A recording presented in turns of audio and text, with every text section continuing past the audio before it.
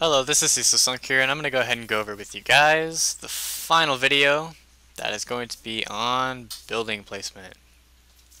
In this video, we're going to go ahead and talk about how you're hiding tech, spreading out production facilities, spreading out your tech, and I'm going to also talk about where to expand. As Terran, your army is going to be rather slow, and it's probably going to consist of siege tanks or other slow mech units like Thor's, maybe more like Marine Marauder. And all of your units are going to be coming out of production facilities, unlike Protoss that can work them in anywhere.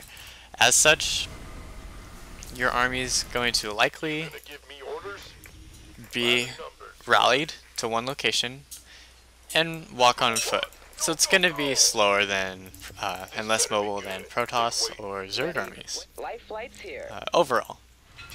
And that means the locations in which you're going to expand are going to be along the paths that your army would travel.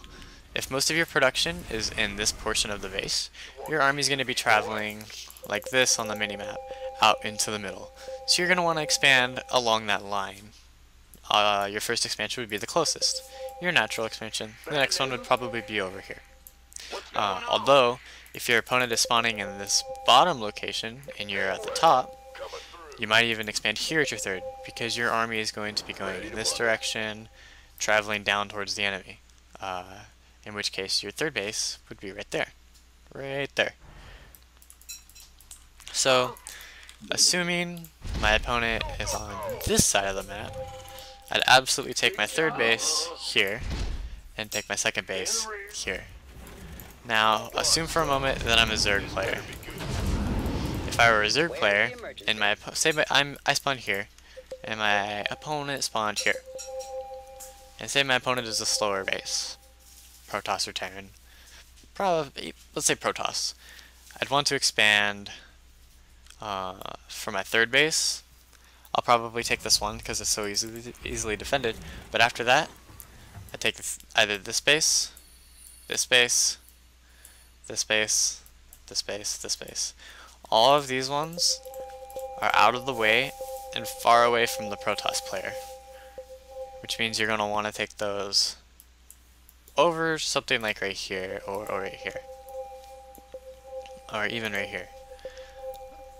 Because as the Protoss or Terran, like I said, your army is going to be traveling mostly from your production outward. This is going to be the avenue, the path in which your army is most likely to travel. So your opponent's going to want to build in the most inconvenient location possible for you, which means they're going to want to not place anything, or they're going to want to place their expansions away from the common paths of travel that you would be taking. Whereas, on the flip side, you'd want to be expanding next to the common paths of travel for yourself. And that basically covers where to expand. The next thing I want to cover is something that not very many people think much about. It's actually where to place and how to place your infrastructure. Have you ever heard the saying, don't place all your eggs in one basket? Well, it applies here. You don't want to place all your eggs in one basket because, say, for some reason, this production area is compromised. The enemy takes out a bunch of buildings here, or they get an army here and kill your reinforcements. You don't want all your production to be in one location, because if that location is compromised, all your production is compromised.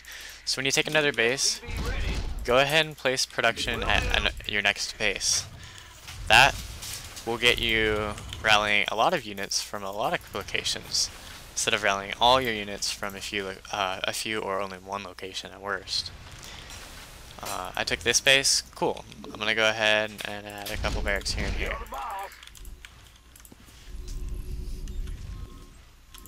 As Protoss, you'd want to put your production all over the place as well. With Zerg, that's easier because you're already going to be spacing your hatcheries out all over the map so that the opponent cannot get to all of them all at once. So your production and your bases will all be spread out. Oh, and that's another thing to note. Don't put all your eggs in one basket also applies heavily when you're playing Zerg. you don't want to place all your expansions, for example, here, here, and here. You don't want, say I was Zerg, I don't want to expand to those 3 locations. Because if an enemy puts their army in the middle of all of them, they can have an immediate attack route to all 3 of those bases. However, if I expand it here, here, and I don't know, here, or like here, here, and here, no matter where their army is, they're only going to have an immediate attack path to a single base out of all those bases. And that's exactly what you're going to want. Mineral field depleted. I also want orbital commands.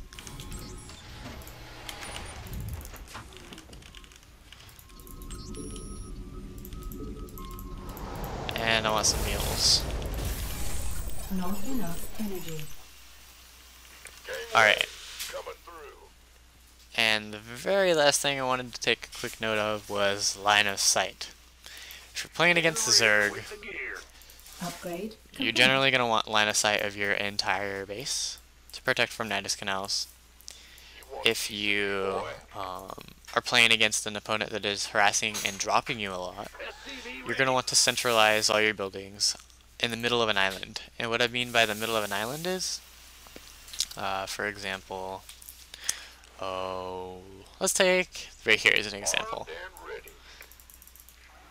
Say this place is constantly being harassed by drops or flying units like Mutalisks or Void Rays, whatever.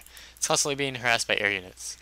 If a building is next to the edge, or if something is vulnerable next to the boundaries, the flying units can either shoot it while they're over air, or they can drop Terran units here and start shooting it and have a very short distance in order to retreat.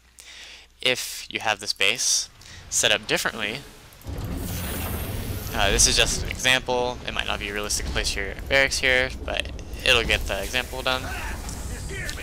For theory, if your base is set up something more like this, where everything is more centralized, everything is in the middle, everything on average will be as far away from these edges as possible. So if anything flying were to come along to do damage to you, they'd have to fly over the maximum amount of ground in any direction as possible, giving your units that should stand on the ground that shoot up, like Marines, more time to chase or shoot things in the air because they have more ground to cover.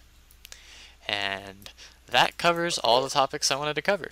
If you like my content, be sure to subscribe because that is an absolutely great way to directly support me in order to help me get out new content.